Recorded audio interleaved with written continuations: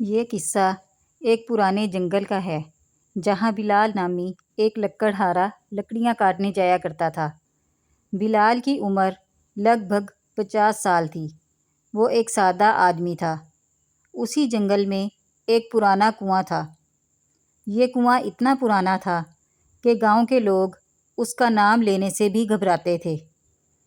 گزرے وقت میں کبھی یہ کنواں زندگی کا ایک نشان ہوا کرتا تھا۔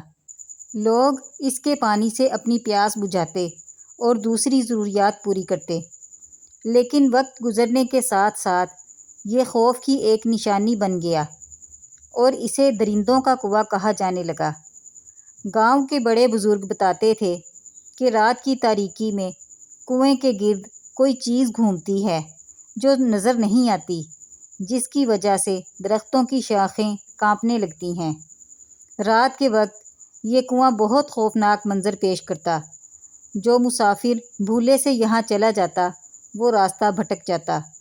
اچانک ایک زوردار اور خوفناک آواز اس کا نام پکارتی اور اسے اپنی طرف کھینچ لیتی۔ اس کے علاوہ بزرگوں کا کہنا تھا کہ یہ کنواں کئی جانیں نگل چکا ہے۔ یہی خوف بلال کے دل میں بھی تھا، جس کی وجہ سے وہ دن کے ٹائم جنگل سے لکڑیاں کاٹتا اور سورج غروب ہونے سے پہلے واپس آ جاتا۔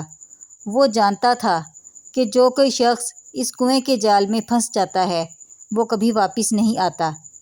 ایک دفعہ کا ذکر ہے کہ وہ دن بھر کا تھکا ہارا اپنے کندھوں پر لکڑیوں کا گٹھر اٹھائے ہوئے آہستہ آہستہ چلتا ہوا واپس گھر کی طرف جا رہا تھا اور سوچ رہا تھا، میں دن بھر لکڑیاں کاٹتا ہوں اور اس کے بعد بھی مجھے آرام نصیب نہیں ہوتا۔ ایک تو وہ غربت کی وجہ سے پریشان تھا، دوسرا اس کی بیوی نیلم اسے سکون کا سانس نہیں لینے دیتی تھی۔ ہر روز اس کی کمائی ناکافی ہونے کی وجہ سے اس سے جھگڑا کرتی اور اس وقت کو کوستی کہ جب وہ شادی کر کے بلال کے گھر میں آئی تھی۔ بلال اس کی ان باتوں کی وجہ سے بہت پریشان رہتا۔ وہ دن بھر محنت مزدوری کر کے جو بھی کما کر لاتا وہ اس سے ایک جھٹکے میں چھین لیتی۔ فیصل کی اپنی حالت بہت خستہ تھی۔ اس کے جوتے اور کپڑے پھٹے پرانے تھے۔ آج بھی جب بلال اپنے گھر کے قریب پہنچا تو دروازے کے قریب ہی رک گیا اور خود کو بہت بے بس اور مجبور تصور کر رہا تھا۔ پھر اس نے فیصلہ کیا کہ آج سے جو کمائے گا کچھ اپنے لیے بھی بچا کر رکھے گا تاکہ وہ اپنے لیے کچھ کپڑے اور جوتے وغیرہ خرید سکے۔ اب وہ ایسا ہی کرتا، روزانہ تھوڑے تھوڑے پیسے بچا کر رکھتا اور نیلم کو اس کی خبر نہ ہونے دیتا۔ لیکن یہ بات کب تک چھپی رہتی؟ ایک دن نیلم کو اس بات کا اندازہ ہو گیا۔ جب اس نے بلال کو پیسے گنتے ہوئے دیکھا تو اس پر بہت غصہ کیا اور اسے کہا کہ یہ رقم فوراً میرے حوالے کر دے۔ بلال نے بے بسی کے عالم میں کہا کہ یہ رقم میں نے اپنے لیے جمع کی ہے، اس سے میں اپنے کپڑے اور جوتے خریدنا چاہتا ہوں۔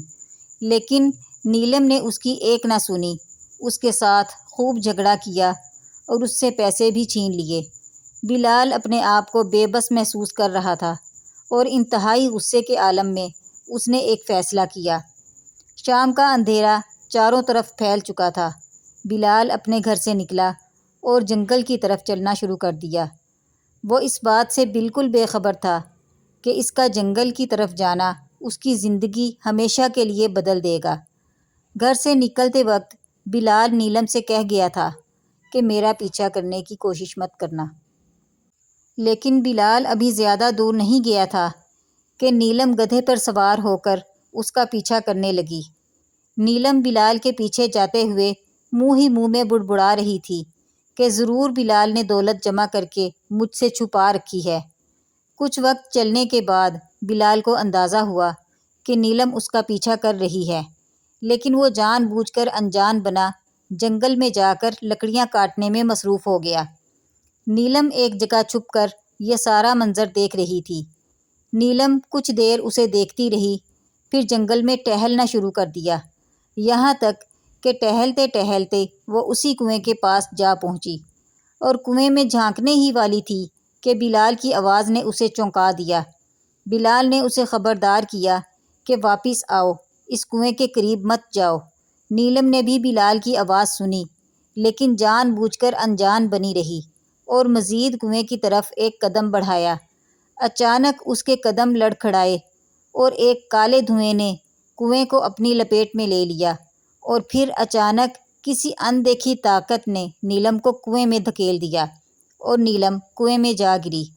بلال نیلم سے ناراض بھی تھا، لیکن اس کے باوجود اس نے اسے کنویں کی طرف جانے سے روکا۔ لیکن جب نیلم نے اس کی بات نہ سنی اور کنویں میں جا گری تو بلال نے سوچا کہ نیلم اس کے قابل نہیں۔ وہ گدھے پر سوار ہوا اور واپس گھر کی طرف روانہ ہو گیا۔ رات کے وقت جب بلال گھر میں اکیلا تھا تو اچانک دروازے پر کسی نے دستک دی اور اسے نیلم کی آواز سنائی دی۔ اس نے اپنے ارد گرد دیکھا، لیکن اسے اپنے علاوہ کوئی دوسرا دکھائی نہ دیا، اور اسے محسوس ہوا کہ شاید نیلم اسے مدد کے لیے پکار رہی ہے۔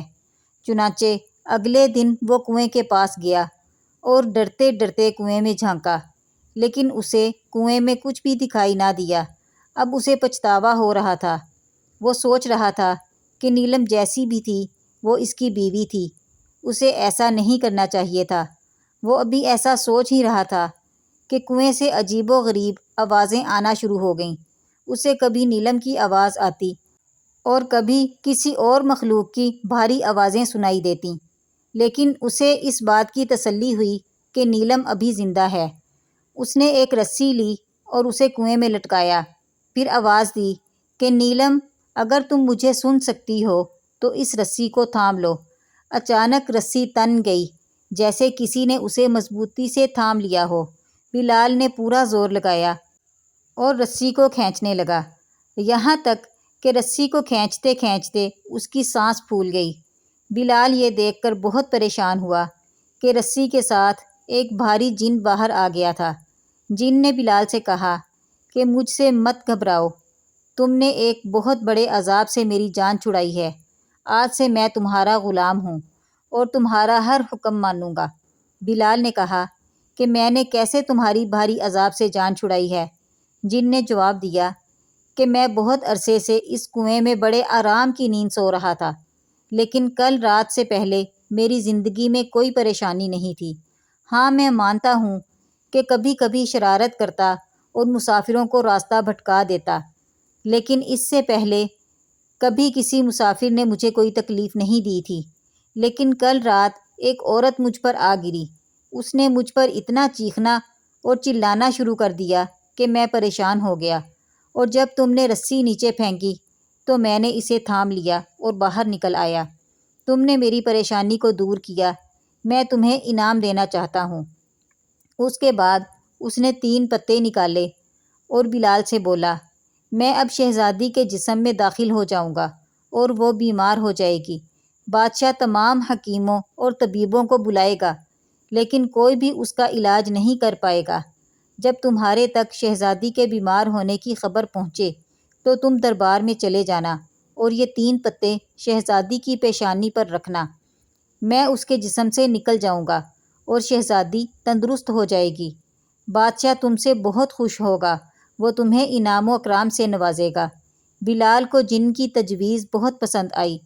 اس نے جن سے پتے لیے اور گھر کی طرف روانہ ہو گیا۔ اس نے نیلم کو کنویں میں ہی چھوڑ دیا کہ اسے سبق حاصل ہونا چاہیے، کیونکہ اس نے جن کا بھی جینا محال کر دیا تھا۔ لیکن اب وہ ایسا کرتا تھا کہ روزانہ جنگل میں جاتا اور کھانے کی ایک پلیٹ رسی کے ساتھ باندھ کر کنویں میں لٹکا دیتا۔ اب جن بادشاہ کے دربار میں چلا گیا اور شہزادی کے جسم میں داخل ہو گیا۔ اس کے بعد شہزادی نے خاموشی اختیار کر لی اور کچھ دن گزرنے کے بعد وہ شدید بیمار ہو گئی۔ اس کے سر میں شدید درد تھا۔ بادشاہ کو جب اس بات کا علم ہوا تو وہ فوراً اس کے پاس پہنچا۔ اس نے تمام حکیموں اور طبیبوں کو بلایا، لیکن کوئی بھی اس کا علاج نہ کر سکا۔ بلال گھر آنے کے بعد بہت خوش تھا، کیونکہ اسے نیلم سے چھٹکارا مل گیا تھا اور وہ جن کے دیے ہوئے پتوں کو بھی بھول چکا تھا۔ ایک دن بادشاہ نے اعلان کیا کہ میری بیٹی شدید بیمار ہے، تمام حکیم اور طبیب ناکام ہو چکے ہیں۔ جو میری بیٹی کو تندرست کر دے، میں اپنے خزانوں کا منہ کھول دوں گا۔ بادشاہ کے اس اعلان کی خبر اڑتے اڑتے بلال تک بھی جا پہنچی۔ تب بلال کو ان پتوں کا خیال آیا۔ وہ پتے لے کر بادشاہ کے دربار میں پہنچا۔ بادشاہ نے اس سے پوچھا، کیا تم میری بیٹی کو ٹھیک کر سکتے ہو؟ بلال نے جواب دیا، جی ہاں، میں آپ کی بیٹی کو ٹھیک کر سکتا ہوں، لیکن سب سے پہلے مجھے پیٹ بھر کر کھانا کھلایا جائے، کیونکہ میں کئی دن سے بھوکا ہوں۔ بادشاہ کے حکم کے مطابق بلال کو مزیدار اور کئی قسم کے کھانے پیش کیے گئے۔ اس نے جی بھر کے کھانا کھایا۔ اس کے بعد بادشاہ فوراً اسے شہزادی کے کمرے میں لے گیا۔ شہزادی اس وقت بھی شدید تکلیف میں تھی۔ بلال نے ایک پیالے میں پانی منگوایا اور اس میں پتوں کو بھگو کر شہزادی کی پیشانی پر رکھ دیا۔ شہزادی کا درد فوراً غائب ہو گیا اور وہ تندرست ہو گئی۔ بلال نے پتوں کو حفاظت کے ساتھ واپس رکھ لیا۔ بادشاہ نے بلال کو ڈھیروں انعام و اکرام سے نوازا اور بہت عزت کے ساتھ محل سے رخصت کیا۔ بلال ساری دولت لے کر گھر واپس آ گیا۔ وہ اس دولت کو حاصل کرنے کے بعد بہت خوش تھا۔ اس نے نیلم کو واپس لانے کی کوشش نہ کی، کیونکہ اس کے بغیر وہ بہت خوش تھا۔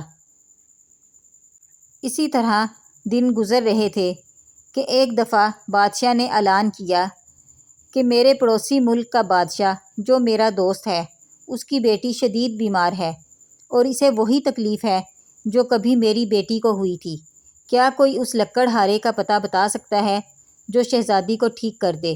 اس کی خبر لکڑہارے تک پہنچی، لیکن اس نے اس پر کوئی دھیان نہ دیا، کیونکہ وہ اپنی زندگی سے بہت خوش تھا اور اسے مزید کسی انعام کی ضرورت نہیں تھی۔ لیکن جب بادشاہ کے پہرے دار اس کے گھر تک پہنچے تو اسے مجبوراً بادشاہ کے محل میں جانا پڑا۔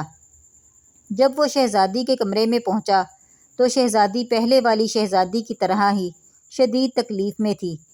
اس نے اسی طرح پیالہ منگوایا اور اس میں پتے بھگو کر شہزادی کی پیشانی پر رکھنے ہی والا تھا کہ جن اپنے اصلی روپ میں لکڑہارے کے سامنے آ گیا اور گرجدار آواز میں بولا، تمہاری وجہ سے میں پہلی شہزادی سے بھی ہاتھ دھو بیٹھا ہوں، اور تمہارا کیا خیال ہے کہ میں یہ شہزادی کو بھی چھوڑ دوں؟ اگر تم نے ایسا کیا تو میں دونوں شہزادیوں کو لے کر غائب ہو جاؤں گا۔ بلال نے کچھ سوچا اور بولا، میں یہاں شہزادی کے لیے نہیں آیا۔ بے شک تمہارے مجھ پر بہت احسانات ہیں، تم چاہو تو میری بیوی کو بھی لے جاؤ۔ جن حیران ہوا اور اس نے پوچھا، پھر تم یہاں کیوں آئے؟ بلال اداس ہو کر بولا، جو عورت کنویں میں گری تھی وہ میری بیوی تھی، جسے تم ایک رات بھی برداشت نہیں کر سکے۔ جن حیران ہوا اور اس نے پوچھا، کیا وہ تمہاری بیوی تھی اور کیا وہ اب بھی کنویں میں ہے یا باہر آ گئی؟ بلال نے کہا، ہاں وہ میری بیوی ہی ہے۔ میں اس سے لاکھ پیچھا چھڑانا چاہتا ہوں، لیکن وہ ہر وقت میرا پیچھا کرتی ہے۔ اب بھی وہ میرے پیچھے ہے اور دروازے کے پیچھے چھپی ہوئی ہے۔ جن پریشان ہوا۔ اس نے پہلے زمین کی طرف دیکھا اور پھر آسمان کی طرف دیکھا، پھر ایک زوردار چیخ ماری اور ساری سچائی جانے بغیر وہاں سے غائب ہو گیا۔ اب یہ شہزادی تندرست ہو چکی تھی۔ اس بادشاہ نے بھی بلال کو بہت سارے انعامات دیے اور بڑی عزت کے ساتھ محل سے رخصت کیا۔ بلال اپنے گھر واپس آ گیا۔ بلال اپنی زندگی میں بہت خوش تھا، لیکن اسے نیلم کا خیال آتا اور وہ سوچتا کہ اب میں جو کچھ بھی ہوں اسی کی وجہ سے ہوں۔ ایک دن اس نے سوچا کہ وہ نیلم کو اپنی زندگی میں واپس لے کر آئے گا۔ اس نے گھوڑے پر سوار ہو کر جنگل کا رخ کیا اور کنویں پر پہنچ گیا۔ اس نے رسی نیچے لٹکائی اور نیلم کو آواز دی۔ نیلم نے رسی کو تھام لیا اور بلال نے اسے کنویں سے باہر نکالا۔ نیلم خاموش تھی اور کچھ شرمندہ بھی۔ وہ خاموشی کے ساتھ بلال کے ساتھ چلتی جا رہی تھی۔ بلال نے سوچا کہ نیلم اب ٹھیک ہو گئی ہے، لیکن گھر پہنچتے ہی نیلم نے اسے طعنے دینا شروع کر دیے کہ مجھے جنگل میں چھوڑ کر خود بادشاہ کے محل میں موج مستی کرتے رہے، اور اس نے بلال کی ساری دولت پر قبضہ جما لیا۔ بلال کے ہاتھ میں کلہاڑی تھماتے ہوئے کہا، جاؤ جنگل سے لکڑیاں کاٹو اور محنت مزدوری کرو۔ بلال نے کچھ نہ کہا اور کلہاڑی ہاتھ میں پکڑے جنگل کی طرف روانہ ہو گیا۔ وہ نیلم کے ساتھ کوئی تکرار نہ کرتا اور جیسے وہ کہتی ویسے ہی اس کی بات مانتا۔ آہستہ آہستہ نیلم کا رویہ بھی بدلنے لگا۔ اب وہ بھی بلال سے پیار اور محبت سے پیش آنے لگی۔ اسی طرح وہ ہنسی خوشی رہنے لگے۔ کہانی پسند آئی ہو تو لائک، شیئر اور سبسکرائب کیجیے اور کمنٹ سیکشن میں اپنی رائے کا اظہار ضرور کیجیے۔